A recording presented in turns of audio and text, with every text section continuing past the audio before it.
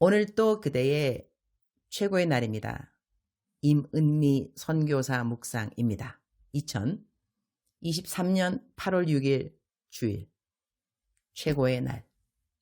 여호와가 진정 나의 하나님이신지 내 이웃이 어떻게 알 수 있을까? 민수기 15장. 어제 저녁 즈음에서 갑자기 구르릉 쾅쾅 무서운 소리가 들리더니 전기가 다 나갔다. 전기선 어딘가가 합선이 되었는지 집이 너무 추워서 내가 히터를 켰는데 그것 때문인가? 하여튼 전기가 다 나가서리. 미국에서만 살던 이 팀원들은 이런 것을 경험한 적이 없었을 것 같다. 하나님이 선교지에서는 이런 일이 일상 중 하나라고 가르쳐 주시는 것이 아닐까? 그런 생각을 해보았다.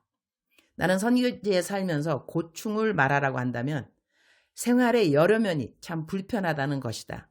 샤워에 뜨거운 물도 보일러 틀어놓고 온도 맞추기를 좀 해야 하고, 아프리카가 춥다는 말을 이해 못하겠지만 추운 날 부엌에 뜨거운 물 제대로 나온 적 없고, 말해서 못하랴 오지에 사는 선교사들도 다 불평 없이 사는데, 불평을 불평하기면서 살기에는 해야 할 좋은 일들이 늘 줄을 서서 기다림으로 말미암아 불평은 안 하도록 한다.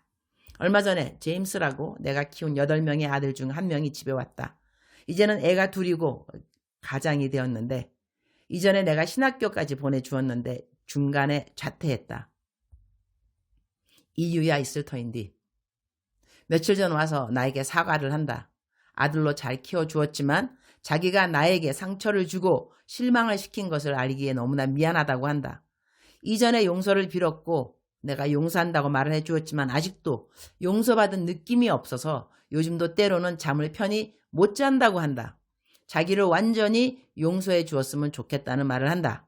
제임스가 영어 표현으로 이렇게 말을 했다. I'm sorry that I failed you. 이 말을 한국말로 어떻게 번역하면 좋을까? 엄마로 하여금 실패감을 갖게 해 주어서 미안해요. 이렇게 번역하면 될까? 그래서 제임스한테 말해 주었다. 이것은 그냥 한국말로 막바로 적도록 하겠다. 제임스야, 너 지금은 하나님하고 올바른 관계를 맺고 있다고 했지? 그러면 됐어. 너가 나에게 실패감을 주지 않았어. 하나님 안에 올바로 살고 있다면 그 누구라도 나에게 실패감을 주지는 않는단다. 그리고 용서에 대한 것은 우리 이전에 이미 말을 한 것 같구나. 나는 너를 용서한다고 말했어. 그런데 너가 용서받은 느낌이 없다는 것은 용서의 문제가 아니라 신뢰의 문제가 아닐까? 내가 너를 용서했다고 말했지만 너를 신뢰한다고 말하기까지는 시간이 필요하지 않을까? 신뢰는 내가 너를 용서한다고 해서 막바로 되는 것은 아닌 것 같아. 신뢰는 얻어내는 것이라고 나는 생각한단다. You need to earn trust. 나를 실패하게 만들었다는 생각 때문에 너가 밤잠을 때로는 못 이루는 것을 나는 알지 못했구나. 그건 참 미안한 일이라고 생각한단다. 너는 나에게 완전히 용서받은 것은 사실이니까 오늘 밤부터는 너가 편안하게 잠을 잤으면 좋겠구나. 제임스는 나의 말을 들으면서 엄마는 우리 모두를 참 잘 키우셨어요. 남의 아이들을 키운다는 것이 결코 쉽지 않은 일이었을 거예요. 저희 친엄마도 엄마에게 나를 맡기고 지금까지 엄마가 나를 자식처럼 키워준 것을 진심으로 고마워하시고 그리고 매일 엄마를 축복하는 기도를 하세요. 우리를 키우는 그 많은 세월 동안 내가 엄마에게 가장 크게 배운 것은 책임감과 그리고 불평 안 하기예요. 나는 엄마가 불평하는 것을 단 한 번도 본 적이 없어요. 그런 엄마에게 내가 실패감을 주었다고 생각되어서 그것이 가장 나의 마음을 아프게 했어요. 나는 팀원들이 와 있어서 아들 제임스와 더 이상 긴 이야기를 하지 못했다. 다음에 손자들을 데리고 와서 인사하러 오고 싶다는 말을 하고 제임스는 떠났다. 우리 아들들이 엄마인 내가 불평을 안 한다고 생각하면서 커주었구나 생각하니 감사. 그러나 내가 불평이 없을 리가 있는감요. 대적기도 많이 했다는 증거이지요. 어떤 대적기도? 나사렛 예수의 이름으로 명령하노니 불평하고 싶은 마음 떠나갈지어다. 아들 중에 여호수아라고 있는데 그 아들이 이전에 나에게 엄마 I love you 그러길래 그 녀석 얼굴을 물끄러미 보면서 속으로 이 녀석아 내가 속으로 너희들을 키우면서 짜증에 영 물러갈지어다. 그 횟수를 알면 너는 까무라칠 거다. 흐흐흐. 사람의 성정은 다 비슷하다고 생각한다. 짜증, 불평 없는 사람이 있을까?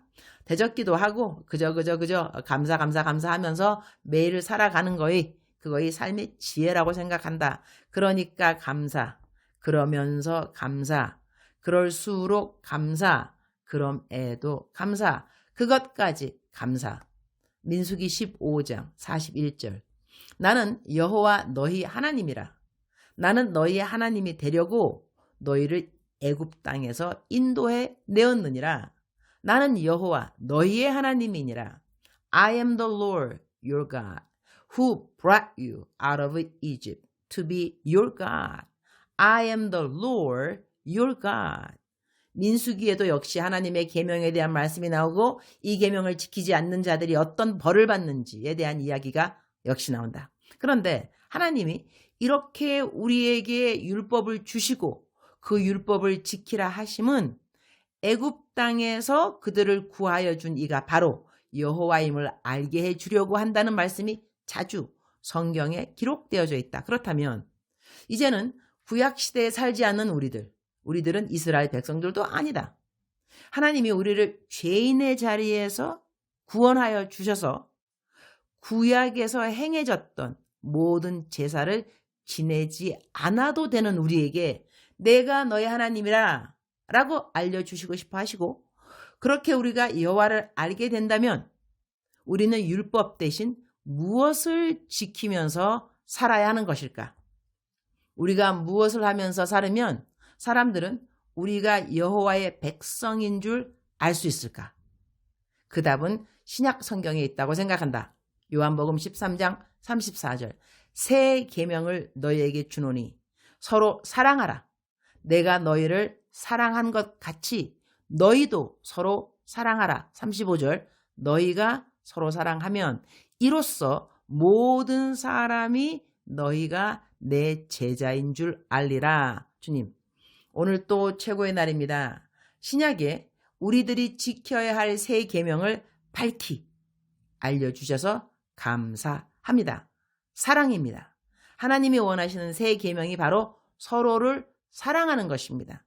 우리가 서로 사랑하면 우리를 보는 사람들이 우리가 하나님을 믿는 사람인 줄로 알게 되리라고 하였고, 하나님은 우리가 그렇게 사랑하는 사람들로 인정받고 살게 하시려고 우리를 구원해 주셨다고 말씀하십니다.